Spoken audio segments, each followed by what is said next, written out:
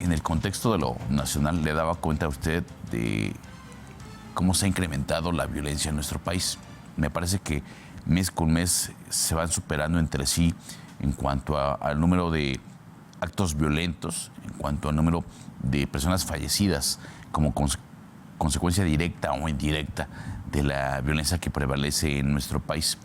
Todo ello se lo pongo en contexto porque en días pasados, concretamente, bueno, mejor dicho, el día de hoy se dirige un comunicado al presidente de la República, Andrés Manuel López Obrador, al Poder Legislativo, al Poder Judicial, a las gobernadoras y los gobernadores de las entidades federativas de nuestro país, a las presidentas y presidentes municipales y a la sociedad mexicana.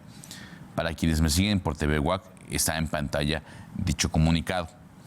Me voy a permitir leer algunos apartados del mismo.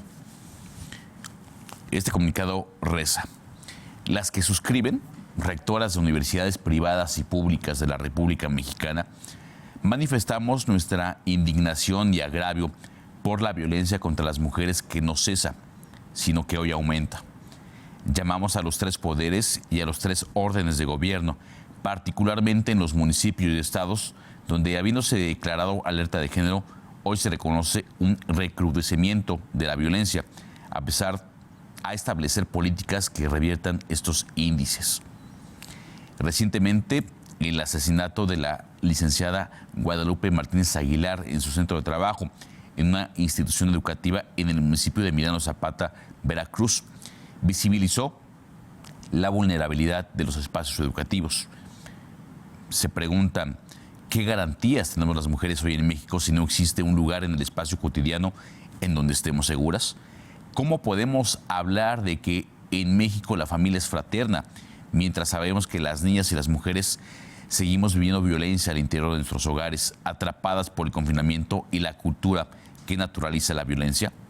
Es escalofriante constatar que vivimos en tierra de nadie.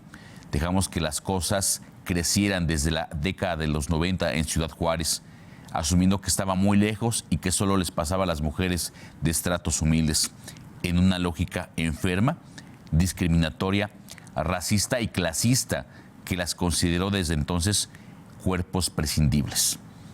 Dejamos pasar la violencia, tanto la sociedad mexicana en su conjunto como los gobiernos municipales, estatales y federal. Redactamos leyes, nos adherimos a convenciones y tratados internacionales, pero no cambiamos las cosas. El país, como un gran vidrio, se resquebrajó en su norte y a nadie se le ocurrió pensar que como consecuencia del abandono de las mujeres asesinadas en el norte, el vidrio seguiría resquebrajándose hasta destruirse el territorio entero. Hoy pasa en todos los espacios, también en nuestras universidades, y a las mujeres de todas las clases, niveles, formaciones, extractos. Detengamos la violencia. No queremos callarnos ni sumarnos al egoísmo ni a políticas públicas que se niegan a reconocer el aumento del gravísimo problema de la violencia de género y de su expresión más cruda, reflejada en el número creciente de feminicidios. Y sigue este comunicado y concluye: nos corresponde defender la vocación de la universidad como espacio libre de violencia, el espacio de todas las preguntas, de todas las posturas, pero sobre todo de la defensa de la libertad, de los derechos humanos y de la igualdad. Exigimos a las autoridades correspondientes que de una vez por todas cumplan su obligación de garantizar la seguridad, la igualdad y la paz que merecemos las mujeres mexicanas.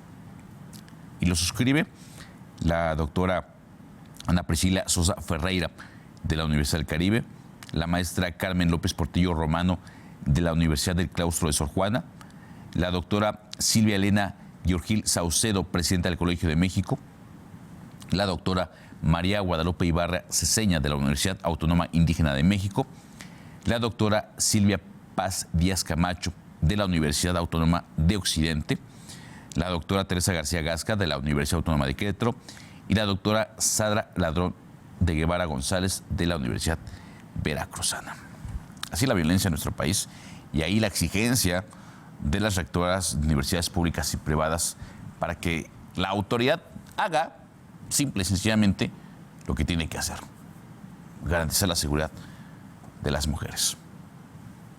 Y finalmente, aprovechando que está usted con nosotros, esta petición, esta carta abierta que suscriben rectoras de universidades públicas y privadas, sí, en cuanto a la exigencia de que la autoridad haga lo que tenga que hacer en el tema de la seguridad. Marco, pues es que seguimos igual y seguimos negando la situación, una situación que nos ha rebasado, que si ya de por sí era gravísima antes de la pandemia, con la pandemia se ha agudizado muchísimo. Sí, entre rectoras a nivel nacional estuvimos comentando y platicando sobre esta situación y decidimos que era pertinente emitir un comunicado, un pronunciamiento y una exigencia a todos los órdenes de gobierno, incluido el presidente de la República, gobernadores y gobernadoras, presidentes municipales, en fin, a toda la sociedad, porque no es posible que no exista un espacio seguro, prácticamente ni el hogar, ¿no? En este momento de pandemia, la violencia de género doméstica ha aumentado muchísimo y lamentablemente lo que uno escucha cuando llega a escuchar algo, porque la mayor parte de las veces simplemente se omite el tema, es que no es así, que no es cierto, que la violencia está disminuyendo, cuando no está disminuyendo, Marco. Es una realidad que no podemos dejar de ver. A las mujeres en México nos están matando y es indispensable que se pongan cartas en el asunto. Entonces, este es un pronunciamiento enérgico a todos los órdenes de gobierno, legisladores, Poder Judicial, a todos, para que pongan atención en esta situación que en México tiene décadas de no resolverse. Y las cosas pues se están empeorando, simplemente no basta con no verlas, ¿no? Eso no alivia en absolutamente nada. Entonces, resulta por la indignación del asesinato de la rectora en Veracruz, pero resulta también por la indignación de la muerte de niñas y mujeres en todo México, en cualquier espacio. Doctora, pues, para la reflexión, para la autoridad. Sí. Sí, para la autoridad, claro. Para la sociedad también, ¿no? ¿Por qué para la sociedad? Porque tenemos que despertar, porque tenemos que exigir y alzar la voz. Y la autoridad se tiene que poner a trabajar en ese sentido.